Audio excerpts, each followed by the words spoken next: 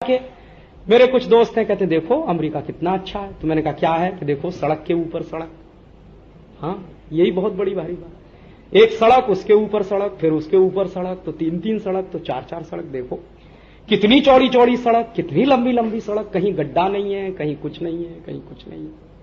देखो कितनी अच्छी सड़क, 150 किलोमीटर की स्पीड से ले जाओ, 200 किलोमीटर की स्पीड से ले जाओ, 300 किलोमीटर की स्पीड से ले जाओ।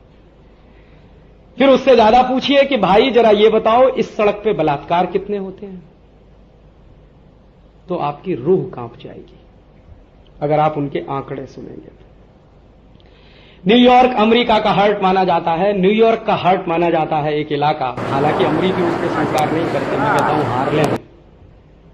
अमेरिका देखना हो तो हार्लेम में जाइए पहले, तब आपको दिखाई देगा कि अमेरिका का असली चेहरा क्या है।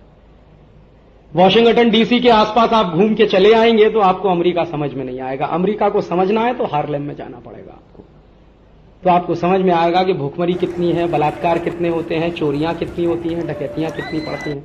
अभी तो अमेरिकन सरकार के आंकड़े हैं, उनका एक कमीशन है, प्यू चैरिटेबल ट्रस्ट अमेरिका में एक बहुत बड़ा ट्रस्ट है, उन्होंने एक कमीशन बिठाया था। उस कमीशन की रिपोर्ट ये बताती है कि अमेरिका में 1 मिनट में सबसे ज्यादा बलात्कार होते हैं पूरी दुनिया में।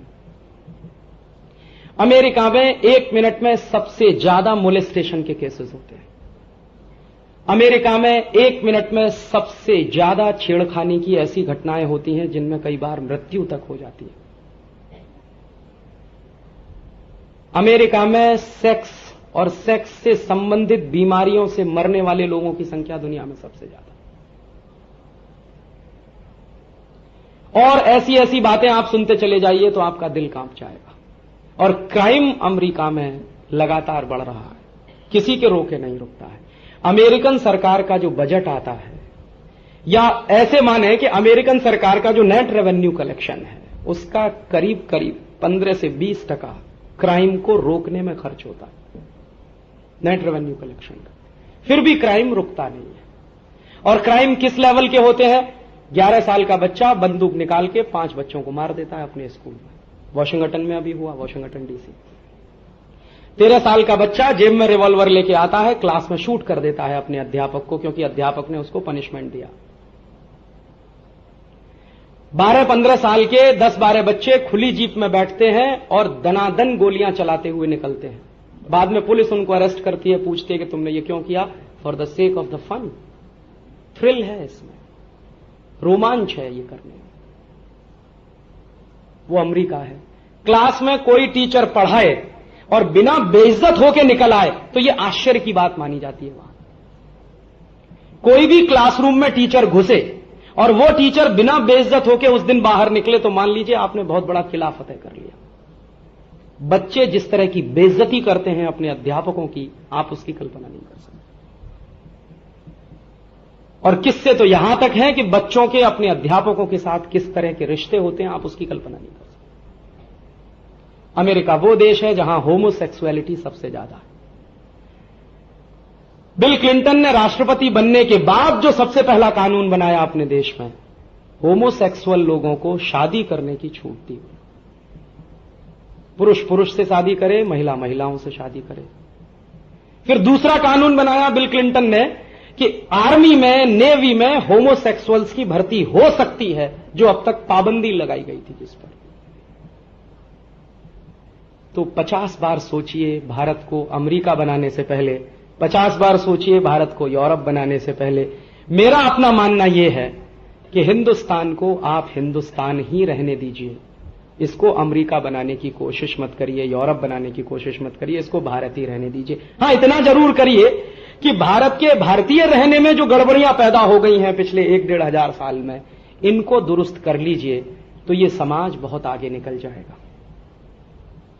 उन गलतियों को, उन गड़बड़ियों को जो हमारी सभ्यता में पनपी पिछले 1-1.5 हजार साल में, और आप जानते हैं लंबे समय तक अगर किसी भी सभ्यता पर बाहरी आक्रमण होते रहें तो वो समाज तो टूटना फूटना शुरू हो ही जाता है। हम तो 3rd सेंचुरी BC से अटैक झेल रहे हैं। सिकंदर आया और सिकंदर के बाद लाइन लगी इस देश में। बीच में कुछ ऐसा पीरियड था 200-500 साल का जिसमें कोई नहीं आया अटैक करने के लिए, लेकिन आते ही रहे। तो जो समाज 1-1,500 साल बाहर के आक्रमणों को झेलता रहा हो, उस समाज में आंतरिक गड़बड़ियां और विकृतियां आना बहुत स्वाभाविक है। हमारी आपकी कोशिश ये होनी चाहिए कि पिछले 1-1,500 साल में, 2,000 साल में जो आंतरिक विकृतियां आई हैं हमारे समाज में, उनको हम ठीक कर लें, माने भारत को ज्यादा अच्छा भारत बना लें।